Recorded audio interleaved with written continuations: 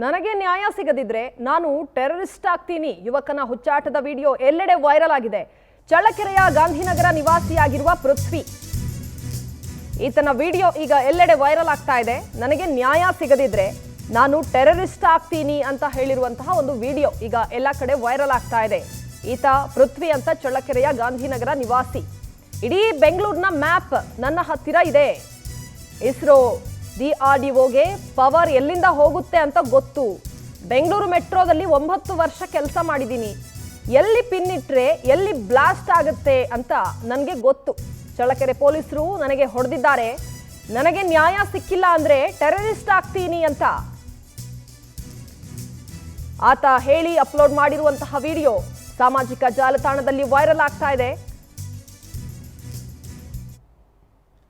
ನ್ಯಾಯ ಕೊಡಲ್ವಾ? DC ನ್ಯಾಯ ಕೇಳಕ್ಕೆ ವಿಡಿಯೋ ಮಾಡ್ಕೊಂಡು ಹೋದ್ರೆ ಪೊಲೀಸವರು ಫೋನ್ ಕಿತ್ಕೊಂಡು ನಾಯಿಗೆ ಹೊಡೆದಂಗೆ ಹೊಡೆದು ಅಪ್ಲೋಡ್ ಮಾಡಿರೋ ಲೈವ್ ವಿಡಿಯೋಗಳೆಲ್ಲ ಡಿಲೀಟ್ ಮಾಡಿಕೊಂಡು ಅವ್ರಿಗೆ ಇಷ್ಟ ಬಂದಂಗೆ ಹೊಡೆದು ನಮ್ಮ ಅಮ್ಮನ ಮುಂದೆನೇ ಇದಕ್ಕೆ ನಮ್ಮಮ್ಮನೇ ಸಾಕ್ಷಿ ಅಂತ ಇಂಥ ಅಂತೇಳಿ ಮಾತಾಡ್ತಾರೆ. ಕಾಕಿ ಹಾಕೋಬಿಟ್ರೆ ಅವ್ರು ಇಷ್ಟ ಬಂದಿದ್ದಂಗೆ ಮಾತಾಡ್ಬೋದಾ? ಸರ್ ಸತೀಶ್ ನಾಯ್ಕ್ ಸರ್ ನಮಸ್ಕಾರ. ನಿಮ್ಮವ್ರಿಗೆ ಕರೆಕ್ಟಾಗಿ ಹೇಳ್ಕೊಡಿ ಹಿಂಗೆ ಏನಂತ ಡಿಲೀಟ್ ಮಾಡಿದ ತಕ್ಷಣ ವೀಡಿಯೋಗಳು ಬೇರೆ ಎಲ್ಲೋದ್ರೂ ಸೇವ್ ಆಗಿರ್ತವೆ ಅನ್ನೋದೊಂದು ಸ್ವಲ್ಪ ತಲೆಯಲ್ಲಿ ಇಟ್ಕೊಳಕ್ಕೆ ಹೇಳಿ ಅವ್ರಿಗೆ. ಇನ್ನು ಡಿಲೀಟ್ ಮಾಡಿದ ತಕ್ಷಣ ಡಿಲೀಟ್ ಆಗಿಬಿಡಲ್ಲ, ಬೇರೆ ಎಲ್ಲೆಲ್ಲಿ ಸೇವ್ ಆಗಿರ್ತವೆ ಮತ್ತೆ ಅಪ್ಲೋಡ್ ಮಾಡ್ತೀನಿ. ಹಾಕಿರೋ ವೀಡಿಯೋಗಳೆಲ್ಲ ಅಪ್ಲೋಡ್ ಮಾಡ್ತೀನಿ. ಈಗ SP ಆಫೀಸ್ ಹತ್ರ ಹೋಗ್ತೀನಿ, ಅಲ್ಲೂ ನನಗೆ ನಾನು ಕೇಳೋ ಕ್ವಶನಿಗೆ ಅವರು ನ್ಯಾಯ ಕೊಡಲ್ವಾ? DC ಹತ್ರ ಹೋಗ್ತೀನಿ, ಅವರು ನ್ಯಾಯ ಕೊಡಲ್ವಾ? ನನ್ನ ಫಸ್ಟೇ ನನಗೆ ಪೇಷನ್ಸ್ ಕಮ್ಮಿ. ಇಡೀ ಬೆಂಗಳೂರು ಮ್ಯಾಪೇ ನನ್ನ ಹತ್ರ ಇದೆ. ಇಡೀ Bengaluru, entire Bengaluru. Indian Institute of ಸೈನ್ಸಲ್ಲಿ ಕೆಲಸ ಮಾಡಿದ್ದೀನಿ.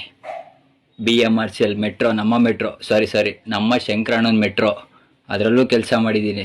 9 ವರ್ಷದಿಂದ ಎಲೆಕ್ಟ್ರಿಕಲ್ ಕೆಲಸ ಮಾಡಿದ್ದೀನಿ. DRDO ಪವರ್ ಎಲ್ಲಿಂದ ಹೋಗುತ್ತೆ ಅಂತ ಗೊತ್ತು, ಇಸ್ರೋಗೆ ಪವರ್ ಎಲ್ಲಿಂದ ಹೋಗುತ್ತೆ ಅಂತ ಗೊತ್ತು, ಆರ್ಮಿ ಕ್ಯಾಂಪಸ್ಗಳಿಗೆ ಪವರ್ ಎಲ್ಲಿಂದ ಹೋಗುತ್ತೆ ಗೊತ್ತು, ಎಲ್ಲಿ ಪಿನ್ ಇಟ್ಟರೆ ಎಲ್ಲಿ ಬ್ಲಾಸ್ಟ್ ಮಾಡ್ಬೋದು ಅಂತಲೂ ಗೊತ್ತು. ಎಲ್ಲಿ ಬೇಕಾದರೂ ಮಾಡ್ತೀನಿ. ನನಗೆ ಇನ್ನೊಂದು ವೀಡಿಯೋ ಮಾಡಿ ಈ ಫೇಸ್ ಇಟ್ಕೊಂಡು ನನಗೆ ವೀಡಿಯೋ ಮಾಡೋಕ್ಕೆ ನನಗೆ ಇಂಟ್ರೆಸ್ಟು ಇಲ್ಲ. ಇನ್ನೊಂದು ವೀಡಿಯೋ ಮಾಡಿದ್ರು ಮಾಡ್ತೀನಿ, ಮಾಡಲಿಲ್ಲ ಅಂದರೂ ಇಲ್ಲ.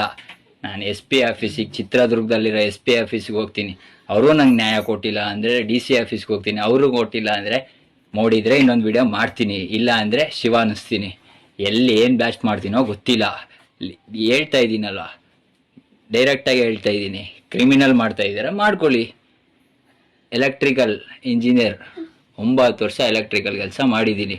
ಬೆಂಗಳೂರಲ್ಲಿ ಯಾವ್ಯಾವ ಪವರ್ ಎಲ್ಲೆಲ್ಲಿಂದ ಬರುತ್ತೆ, ಯಾವ್ಯಾವ ವಿಧಾನಸೌಧಕ್ಕೆ ಎಲ್ಲಿಂದ ಬರುತ್ತೆ, ರಾಜ್ಭವನ್ಗೆ ಎಲ್ಲಿಂದ ಬರುತ್ತೆ, ಇಸ್ರೋಗೆ ಎಲ್ಲಿಂದ ಅಷ್ಟೆಲ್ಲ ಯಾಕೆ? ಬೆಂಗಳೂರಿಗೆ ಪವರ್ ಎಲ್ಲಿಂದ ಬರುತ್ತೆ ಅನ್ನೋದು ನನಗೆ ಗೊತ್ತು.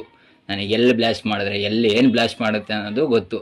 ನಾನು ಹೇಳ್ತಾ ಇದ್ದೀನಿ, ನನಗೆ ಕೊಟ್ಟಿಲ್ಲ ಅವರು ಯಾರು ನ್ಯಾಯ ಅಂದರೆ ಅದೇ ಕೆಲಸನೇ ಮಾಡೋದು. ಕ್ರೈಮ್ ಮಾಡೋಕ್ಕೆ ಇದು ಮಾಡ್ತಾಯಿದ್ದೀರಾ, ಪ್ರವೋಕ್ ಮಾಡಿದ್ದೀರಾ, ಅನುಭವಿಸ್ಕೊಡಿ. ಏನು ಮಾಡ್ತೀರಮ್ಮ ಅಂದರೆ ಗಲ್ಲಿಗೆ ಏರಿಸ್ಕೊಳ್ಳಿ. ಆ ಗಲ್ಲಿಗೆ ಹಾಕೋಕೆ ಇನ್ನೊಂದು 10-15 ವರ್ಷ ಬೇಕು. ಆರಾಮಾಗಿ ಜೈಲಲ್ಲಿ ಇಕ್ತೀರಾ. ಅದು ಇಷ್ಟೆಲ್ಲ ದೊಡ್ಡದಾಗಿ ಮಾಡಿದ್ಮೇಲೆ ಇನ್ನು VIP ಟ್ರೀಟ್ಮೆಂಟೇ ಕೊಡ್ತೀರಾ. ಒಂದೇ ಒಂದು ರಿಕ್ವೆಸ್ಟು, ನಮ್ಮ D ಬಸ್ ಪಕ್ಕದ ಸೆಲ್ಗೆ ಕೊಟ್ಬಿಡಿ. ಹಂಗೆ ಅವಾಗ ನೋಡ್ಕೊಂಡಾದರೂ ಇರ್ತೀನಿ ಒಂದು ಸ್ವಲ್ಪ ದಿವಸ. ಆರಾಮಾಗಿ ಹಾಕ್ಕೊಳ್ಳಿ. ಏನೆಲ್ಲೋ ಕೂತ್ಕೊಂಡ್ಬಿಟ್ಟೇನು ವೀಡಿಯೋ ಮಾಡ್ತಾಯಿಲ್ಲ ನಾನು, ನಮ್ಮ ಮನೇಲೇ ಕೂತ್ಕೊಂಡು ಮಾಡ್ತಾಯಿದ್ದೀನಿ. ನಮ್ಮಮ್ಮ ಎಷ್ಟೇ ಕೆಟ್ಟದ್ದು ಮಾಡೋರ್ಗೂ ಒಳ್ಳೇದು ಮಾಡು ಅಂತ ಹೇಳ್ತಾ ಇದ್ದವರು ಈ ವಿಡಿಯೋ ಮಾಡ್ತಾಯಿದ್ರು, ಕೇಳಿಸ್ಕೊಂಡು ಸುಮ್ಮನೆ ಇದ್ದಾರೆ. ಯಾಕೆ? ಅವ್ರ ಕಣ್ಣೆದ್ರಿಗೆ ಅವ್ರ ಮಗನಿಗೆ ನಾಯಿಗೆ ಹೊಡೆದಂಗೆ ಹೊಡೆದಿದ್ದಾರೆ. ಅದಕ್ಕೆ ಹಾಲು ಕೊಡು ಅಂದೆ, ಅವ್ರ ಕಣ್ಣೆದ್ರಿಗೆ ಅವ್ರ ಮಗನಿಗೆ ಹೊಡೆದಿದ್ದಾರೆ. ಅವರೇ ಎಷ್ಟು ಸರಿ ಹೊಡೆದ್ರು, ಆಮೇಲೆ ಹಂಗಲ್ಲಪ್ಪ ಹಿಂಗಲ್ಲಪ್ಪ ಆ ಥರ ಮಾಡಬಾರ್ದು ಈ ಥರ ಮಾಡಬಾರ್ದು ಅಂತ ಹೇಳ್ತಾ ಇದ್ರು.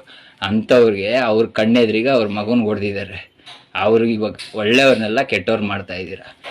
ಏನಾದರೂ ಮಾಡ್ಕೊಳ್ಳಿ. ನಾನು ಹೇಳೋದಿಷ್ಟೇ, ನಾನು ಹೇಳೋದೇ ಮಾಡೋದು. ನನಗೆ SP ಆಫೀಸಲ್ಲಿ ನನಗೆ ನ್ಯಾಯ ಕೊಟ್ಟಿಲ್ಲ. ವಿಡಿಯೋ ಮಾಡಿಕೊಂಡು ಸ್ಟೇಷನ್ ಒಳಗೆ ನಾವು ಕ್ವಶನ್ ಕೇಳೋಕೆ ರೈಟ್ಸ್ ಇದೆಯಾ ಇಲ್ಲ? ಹೆಂಗೆ ಹೊಡೆದ್ರು ಇವ್ರು ನನಗೆ ಹಿಂಗೆ ಹೊಡೆದಿಲ್ಲ, ನಾಯಿಗೆ ಹೊಡೆದಂಗೆ ಹೊಡೆದಿದ್ದಾರೆ. ನಾನು ಹಾಕ್ಕೊಂಡು ತುಳಿದಿದ್ದಾರೆ, ಕಾಲಾಗ ಹಾಕೊಂಡು ತುಳಿದಿದ್ದಾರೆ. ನಮ್ಮ ಅಮ್ಮನೇ ಸಾಕ್ಷಿ ಇದಕ್ಕೆ. ನಮ್ಮ ಅಮ್ಮನ ಕಣ್ಮುಂದೆನೇ ನಡೆದಿದೆ ಇದೆಲ್ಲ. ವಿಡಿಯೋ ಎಲ್ಲ ಫೋನ್ ಕಿತ್ಕೊಂಡು ಅಪ್ಲೋಡ್ ಆಗಿರೋ ವಿಡಿಯೋ ಎಲ್ಲ ಡಿಲೀಟ್ ಮಾಡಿದ್ದಾರೆ ಅಷ್ಟೇ. ಇನ್ನೇನು ಹೇಳೋದು ನಾನು ಏನಿಲ್ಲ. ನನಗೆ ಹೇಳೋಷ್ಟು ನನಗೆ ಫಸ್ಟ್ ಆಫ್ ಆಲ್ ನನಗೆ ತಾಳ್ಮೆನೇ ಕಮ್ಮಿ. ನಾನು BMRCLಲ್ಲೂ ಕೆಲಸ ಮಾಡಿದ್ದೀನಿ, ಇಂಡಿಯನ್ ಇನ್ಸ್ಟಿಟ್ಯೂಟ್ ಆಫಲ್ಲೂ ಕೆಲಸ ಮಾಡಿದ್ದೀನಿ. ನಮಗೆ ಎಲ್ಲೆಲ್ಲಿ ಪವರ್ ಬರುತ್ತೆ, ಎಲ್ಲೆಲ್ಲಿ ಪಿನ್ ಹಾಕಿದ್ರೆ ಎಲ್ಲಿ ಬ್ಲಾಸ್ಟ್ ಆಗುತ್ತೆ, ಯಾವ ಕೇಬಲ್ಗೆ ಇಕ್ಕಿದ್ರೆ ಏನಾಗುತ್ತೆ ಅಂತ ಚೆನ್ನಾಗಿ ಕಲ್ತ್ಬಿಟ್ಟಿದ್ದೀನಿ ಸರ್ 4 ವರ್ಷದಿಂದ. ಅದಕ್ಕೆ ಹೇಳೋದು ಸರ್, ಎಜುಕೇಷನ್ ಈಸ್ ಇಂಪಾರ್ಟೆಂಟ್ ಅಂತ. ಇದು ನೋಡಿ ಹೆಂಗಿದೆ, ಒಬ್ಬ ಡಿಪ್ಲೊಮಾ ಇನ್ಕಂಪ್ಲೀಟೆಡ್ ಡಿಪ್ಲೊಮಾ ಅಂದರೆ ಎಜುಕೇಟೆಡ್ ಆಗಿರೋ ಡಿಪಾರ್ಟ್ಮೆಂಟಲ್ಲಿರೋರಿಗೆ ಹೇಳ್ಕೊಡ್ಬೇಕು ಹೆಂಗೆ ವಿಡಿಯೋ ಡಿಲೀಟ್ ಮಾಡಬೇಕು ಅಂತ. ಮಾಡಿಸಿದ್ರೆ ಕರೆಕ್ಟಾಗಿ ಮಾಡಿಸ್ಬೇಕಲ್ವ ಸರ್. ಮಾಡ್ತೀನಿ, ಅಪ್ಲೋಡ್ ಮಾಡ್ತೀನಿ, ಎಲ್ಲ ವೀಡಿಯೋನೂ ಮತ್ತೆ ಅಪ್ಲೋಡ್ ಮಾಡ್ತೀನಿ. ಮಾಡ್ಕೊಳ್ಳಿ, ಅದೇನು ಮಾಡ್ಕೋತೀರಾ ಮಾಡ್ಕೊಳ್ಳಿ. ನಾನಂತೂ ಫಿಕ್ಸ್ ಆಗಿದ್ದೀನಿ, ನನಗೆ ನ್ಯಾಯ ಸಿಕ್ಕಿಲ್ಲ ಅಂದರೆ ನಾನು ಆಗೋದೇ ಟೆರರಿಸ್ಟು. ಆರ್ಮಿ ಕ್ಯಾಂಪಸ್ಗಳಿಗೆ ಎಲ್ಲಿಂದ ಪವರ್ ಹೋಗುತ್ತೆ ಅಂತ ಗೊತ್ತು, ಯಾವ ಆರ್ಮಿ ಕ್ಯಾಂಪಸ್ ಎಲ್ಲಿದೆ ಅಂತಲೂ ಗೊತ್ತು. ಇಡೀ ಬೆಂಗಳೂರು ಮ್ಯಾಪೇ ನನ್ನ ಕೈಯಲ್ಲಿದೆ, ನೋಡ್ಕೊಳ್ಳಿ. ಹೆಚ್ಚಿನ ಡೀಟೇಲ್ಸ್ ಅನ್ನ ನಮ್ಮ ಪ್ರತಿನಿಧಿ ಮಧು ನಾಗರಾಜ್ ನೀಡ್ತಾರೆ. ಮಧು ನಾಗರಾಜ್, ಯಾರೀತ, ಏನಿತನ ಹಿನ್ನೆಲೆ, ಪೊಲೀಸರು ಯಾಕೆ ಈತನನ್ನ ಕರ್ಕೊಂಡೋಗಿ ಹೊಡಿತಾರೆ, ಏನಾದರೂ ಗೊತ್ತಾಯ್ತಾ ಏನಂತ ಈತನ ಕತೆ ಅಂತ? ಪ್ರಮುಖವಾಗಿ ಈತ ಏನು ಪೊಲೀಸರ ದೌರ್ಜನ್ಯಕ್ಕೆ ಒಳಗಾದಂತ ವ್ಯಕ್ತಿ. ಈತ ಕಳೆದ ತಿಂಗಳು ಒಂದು ವಾರಗಳ ಕಾಲ ಟ್ರಿಪ್ ಹೋಗಿರ್ತಾನೆ. ಆ ಟ್ರಿಪ್ ಹೋದಂತ ಸಂದರ್ಭದಲ್ಲಿ ಈತನ ಪೃಥ್ವಿ ಏನಿದ್ದಾನೆ ಆತನ ಮೊಬೈಲ್ ಸ್ವಿಚ್ ಆಫ್ ಆಗಿರುತ್ತೆ. ಈ ಹಿನ್ನೆಲೆಯಲ್ಲಿ ಆತನ ತಾಯಿ ಗಾಬರಿಗೊಂಡು ಚಿತ್ರದುರ್ಗ ಜಿಲ್ಲೆಯ ಚಳ್ಳಕೆರೆ ಪೊಲೀಸ್ ಠಾಣೆಗೆ ದೂರು ಕೊಡಲು ಬರ್ತಾರೆ. ಹಿಂಗ್ ನನ್ನ ಮಗ ಫೋನ್ ಸ್ವಿಚ್ ಆಫ್ ಆಗಿರ್ತಕ್ಕಂಥದ್ದು, ಅದನ್ನ ಹುಡುಕಿ ಕೊಡಿ ಅಂತೇಳಿ ಪೊಲೀಸ್ ಠಾಣೆಗೆ ದೂರು ಕೊಡಲು ಬರ್ತಾರೆ. ಆದ್ರೆ ಅಲ್ಲಿನ ಪೊಲೀಸರು ಆ ಒಂದು ತಾಯಿಗೆ ಬೈದು ಕಳಿಸಿರ್ತಾರೆ. ಜೊತೆಗೆ ಅದಾದಂತ ಸಂದರ್ಭದಲ್ಲಿ ಇನ್ನು ಟೂರ್ನಿಂದ ವಾಪಸ್ ಬಂದಂತ ಸಂದರ್ಭದಲ್ಲಿ ಈ ರೀತಿಯಾಗಿ ನಮ್ಮ ತಾಯಿಗೆ ಪೊಲೀಸರು ಬೈದು ಕಳಿಸಿದಾರೆ ಅಂತೇಳಿ ಆತನ ನ್ಯಾಯ ಕೇಳಲಿಕ್ಕೆ ಚಳ್ಳಕೆರೆ ಪೊಲೀಸರ ಠಾಣೆಯಲ್ಲಿ ಬಳಿ ಹೋಗ್ತಾನೆ. ಠಾಣೆ ಹೋದಂತ ಸಂದರ್ಭದಲ್ಲಿ ಈ ಸಣ್ಣ ಪುಟ್ಟ ವಿಚಾರಕ್ಕೂ ಕೊಡ್ತೀರಾ ಅಂತೇಳಿ ಅಲ್ಲಿನ ಪೊಲೀಸರು ಈತನ ಮೇಲೆ ಹಲ್ಲೆ ಮಾಡಿದಾರೆ ಅಂತೇಳಿ ಈತನ ಆರೋಪ ಆಗಿರ್ತಕ್ಕಂಥದ್ದು. ಈ ಹಿನ್ನೆಲೆಯಲ್ಲಿ ನಮ್ಮ ಒಂದು ಏನು ಪೊಲೀಸ್ ಇಲಾಖೆ ಎಲ್ಲರಿಗೂ ನ್ಯಾಯ ಕೊಡಿಸ್ಬೇಕಿತ್ತು. ಆದ್ರೆ ಈ ರೀತಿಯಾಗಿ ಒಂದು ನಮ್ಮ ತಾಯಿಗೆ ಏನು ದೂರು ಕೊಡಲು ಬಂದ ನಮ್ಮ ತಾಯಿಗಿಂದ ಬೈದ್ ಕಳಿಸಿದ್ರೆ, ಜೊತೆಗೆ ನನಗೆ ನ್ಯಾಯ ಕೇಳಲು ಬಂದ ನನಗೂ ಕೂಡ ಒಡೆದು ಕಳಿಸಿರ್ತಕ್ಕಂಥದ್ದು. ಈ ಹಿನ್ನೆಲೆಯಲ್ಲಿ ಪೊಲೀಸರು ಮತ್ತು ಇನ್ನು ಈ ರಾಜಕಾರಣಿಗಳು ಎಲ್ಲ ಜನಪ್ರತಿನಿಧಿಗಳಿಂದ ಯಾವ ರೀತಿ ನ್ಯಾಯ ಸಿಗಲ್ಲ. ಈ ಒಂದು ನ್ಯಾಯ ಬೇಕಂದ್ರೆ ನಾನು ಟೆರರಿಸ್ಟ್ ಆಗ್ತೀನಿ, ಬೆಂಗಳೂರು ಮ್ಯಾಪ್ ನನ್ ಬಳಿ ಇದೆ, ವಿಧಾನಸೌಧನು ಬ್ಲಾಸ್ಟ್ ಮಾಡೋದು ನನಗೆ ಗೊತ್ತು, ಆಮೇಲೆ DRDO ಪವರ್ ಎಲ್ಲಿಂದ ಹೋಗುತ್ತೆ ಅಂತನೂ ನನಗೆ ಗೊತ್ತಿದೆ. ಹೀಗಾಗಿ ನನಗೆಲ್ಲ ಪಿನ್ ಟು ಪಿನ್ ಮಾಹಿತಿ ಕೂಡ ಇರ್ತಕ್ಕಂಥದ್ದು. ಓಕೆ ಮಧು ನಾಗರಾಜ್, ಹಾಗೆ ಸಂಪರ್ಕದಲ್ಲಿರಿ. ಈಗ ನಮ್ಮ ಜೊತೆ ನಿವೃತ್ತ ಪೊಲೀಸ್ ಅಧಿಕಾರಿ ಆಗಿರುವಂತಹ MN ನಾಗರಾಜ್ ಅವರು ಸಂಪರ್ಕಕ್ಕೆ ಸಿಕ್ಕಿದ್ದಾರೆ. ಸರ್ ನಮಸ್ತೆ. ಸರ್ ನಮಸ್ಕಾರ. ಸರ್, ಒಬ್ಬ ಪೃಥ್ವಿ ಅಂತ ಒಬ್ಬ ಹುಡುಗ ಸರ್, ಆತ ಕಂಪ್ಲೇಂಟ್ ಕೊಡೋಕೆ ಹೋಗಿದ್ರು. ಅವರ ತಾಯಿ ಆತ ಏನೋ ಮಿಸ್ಸಿಂಗ್ ಆಗಿದ್ದಾನೆ, ಏನೋ ಫೋನ್ ಸಿಗ್ತಾ ಇಲ್ಲ ಅಂತ ಹೇಳಿ ಅಂತ. ಆಗ ಪೊಲೀಸ್ ಸ್ಟೇಷನಲ್ಲಿ ಆತನನ್ನ ಹೊಡೆದ್ರು ಅಂತ ಒಂದು ಗಂಭೀರ ಆರೋಪ ಮಾಡ್ತಾ ಇದ್ದಾನೆ. ಗೊತ್ತಾಗಿರ್ಬೋದು ಅಂತ ಅನ್ಕೊಂತೀನಿ. ಸರ್ ಏನು ಹೇಳ್ತೀರಿ ಸರ್ ಈ ಬಗ್ಗೆ? ಈಗ ಬರೀ ಅಷ್ಟಕ್ಕೆ ಸಣ್ಣ ಕೇಸ್ ತಗೊಂಡು ಕಂಪ್ಲೇಂಟ್ ಕೊಡೋಕೆ ಬರ್ತೀರಾ ಅಂತ ಹೊಡಿತಾರಾ ಪೊಲೀಸರು, ಅಥವಾ ಈ ರೀತಿ ಒಂದು ಸಾಮಾಜಿಕ ಜಾಲತಾಣದಲ್ಲಿ ಇಷ್ಟರ ಮಟ್ಟಿಗೆ ಒಂದು ವಿಡಿಯೋ ಮಾಡಿ ಮೆಸೇಜ್ ಹಾಕ್ತಾನೆ, ಬೆದರಿಕೆ ಹಾಕ್ತಾ ಇದ್ದಾನೆ, ಟೆರರಿಸ್ಟ್ ಆಗ್ತೀನಿ ಅಂತಾನೆ ಅಂತಂದ್ರೆ ಏನಂತ ಅನ್ಸುತ್ತೆ ಸರ್? ನನಗೆ ನೋಡಿದ್ರೆ ಅದು ನೋಡಿದೆ ನಾನು ನಿಮ್ಮ ಚಾನಲ್ ಅಲ್ಲಿ. ಓಕೆ, ಸ್ವಲ್ಪ ಡಿಸ್ಟರ್ಬ್ ಆದಂಗೆ ಕಾಣ್ತಾನೆ. ಆತರ ಹೊಡೆದಿದ್ರೆ ಅವನು ಮೆಡಿಕಲ್ ಮಾಡಿಸಿ ಒಂದು ದೂರು ಕೊಡ್ಬೋದಾಗಿತ್ತು SP ಗೆ. ಅದು ಮಾಡಿಲ್ಲ.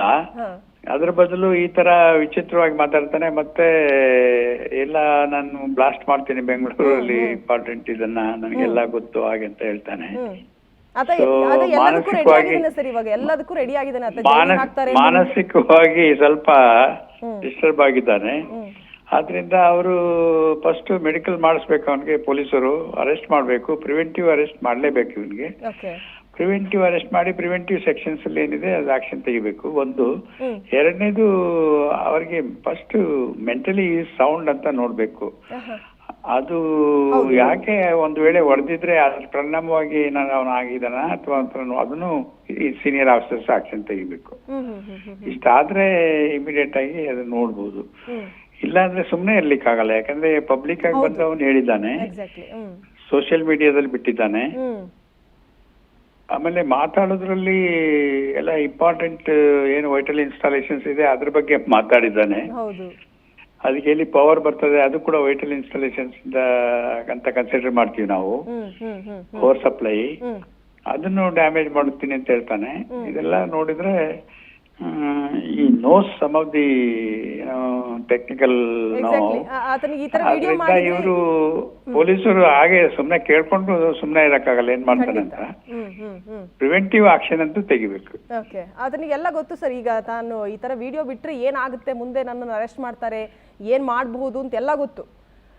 ಸೊ ಮೆಂಟಲಿ ಏನ್ ಮಾಡ್ಬೋದು ಅಂದ್ರೆ ಈಗ ಬೆದರಿಕೆ ಹಾಕಿರೋದೇ ಒಂದು ನ್ಯೂಸ್ ಅಷ್ಟೇ, ಅದು ಕೂಡ ಅಪರಾಧನೇ. ಆ ಅಪರಾಧದ ಮೇಲೆ ಅವರು ಪ್ರಿವೆಂಟಿವ್ ಆಕ್ಷನ್ ತೆಗಿಬಹುದು ಅಥವಾ ಅದೇ ತರ ಒಂದು ಕೇಸ್ ಕೂಡ ತಗೊಳ್ಬಹುದು. ಈ ತರ ವೈಟಲ್ ಇನ್ಸ್ಟಾಲೇಷನ್ಸ್ ಮೇಲೆ ನಾವು ಈ ತರ ಮಾಡ್ತೀವಿ ಹಾಗೆ ಅಂತ ಹೇಳ್ಕೊಂಡು.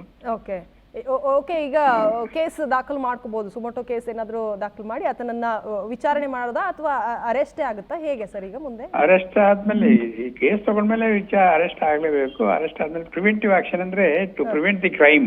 ಓಕೆ ಓಕೆ, ಅವ್ನು ಮಾಡ್ತೀನಿ ಅಂತ ಹೇಳ್ತಾನಲ್ಲ, ಹೌದು, ಆದ್ರಿಂದ ಅರೆಸ್ಟ್ ಮಾಡ್ಬೇಕು, ಮಾಡ್ಲೇಬೇಕಾಗತ್ತೆ. ಓಕೆ, ಮಾಡಿ ಆ ಪ್ರಿವೆಂಟಿವ್ ಆಕ್ಷನ್ ಅಲ್ಲಿ ಅಟ್ಲೀಸ್ಟ್ ಈಗ ಪೊಲೀಸ್ಗೆ ಪವರ್ ಇದೆ, ಇಲ್ಲಾಂದ್ರೆ ಎಕ್ಸಿಕ್ಯೂಟಿವ್ ಮ್ಯಾಜಿಸ್ಟ್ರೇಟ್ ಮುಂದೆ ಪ್ರೊಡ್ಯೂಸ್ ಮಾಡಬಹುದು, ಅಥವಾ ರೆಗ್ಯುಲರ್ ಮ್ಯಾಜಿಸ್ಟ್ರೇಟ್ ಮುಂದೆ ಕೂಡ 151 ಅಂತ ಇದರಲ್ಲಿ ಮಾಡ್ಬಹುದು. ಈಗ ಏನು ಹೊಸ ಕಾನೂನಲ್ಲಿ ಏನಿದೆ ಅದು ನಂಗೆ ಗೊತ್ತಿಲ್ಲ, ಅದನ್ನ ಕೂಡ ಅದನ್ನ ಅಪ್ಲೈ ಮಾಡ್ಕೋಬಹುದು ಅದಕ್ಕೆ ಸಮಾನಾಂತರವಾಗಿ. Okay okay, thank you sir, ಇಷ್ಟೊತ್ತು ಪವರ್ ಟಿವಿಯೊಂದಿಗೆ ಮಾತನಾಡೋದಕ್ಕೆ. ಇದು ನಿವೃತ್ತ ಪೊಲೀಸ್ ಅಧಿಕಾರಿ ನಾಗರಾಜ್ ಅವರ ಮಾತುಗಳು. ಅಂದರೆ ಈಗ ಆತ ಸೋಷಿಯಲ್ ಮೀಡಿಯಾದಲ್ಲೇ ಈ ರೀತಿ ಬೆದರಿಕೆ ಹೊಡ್ತಾ ಇದ್ದಾನೆ, ನಾನು ಟೆರರಿಸ್ಟ್ ಆಗ್ತೀನಿ, ಬಾಂಬ್ ಏನೇನೋ ಮಾತನಾಡ್ತಿದ್ದಾನೆ. ಆತ ಮೆಂಟಲಿ ಹೇಗಿದ್ದಾನೆ ಆತನ ಬಗ್ಗೆ ಅದೊಂದು ವೈದ್ಯಕೀಯ ಪರೀಕ್ಷೆ ಜೊತೆಗೆ ಆತನಿಗೆ ವಿಚಾರಣೆಯನ್ನು ಕೂಡ ಮಾಡಲೇಬೇಕಾಗುತ್ತೆ, ಅಂದರೆ ಅರೆಸ್ಟ್ ಮಾಡಲೇಬೇಕಾಗುತ್ತೆ. ಯಾಕಂದರೆ ಆತ ಒಂದು ಕ್ರೈಮ್ ಮಾಡ್ತೀನಿ ಅಂತ ಇಷ್ಟೊಂದು ಬಹಿರಂಗವಾಗಿ ಹೇಳ್ತಾನೆ ಅಂತಂದರೆ ಆತ ಏನು ಮಾಡೋದಕ್ಕೂ ಹೇಸೋದಿಲ್ಲ. ಹಾಗಾಗಿ ಆತನನ್ನು ಅರೆಸ್ಟ್ ಮಾಡಲೇಬೇಕಾಗುತ್ತೆ ಅಂತ ಅವರು ಹೇಳ್ತಾ ಇದ್ರು.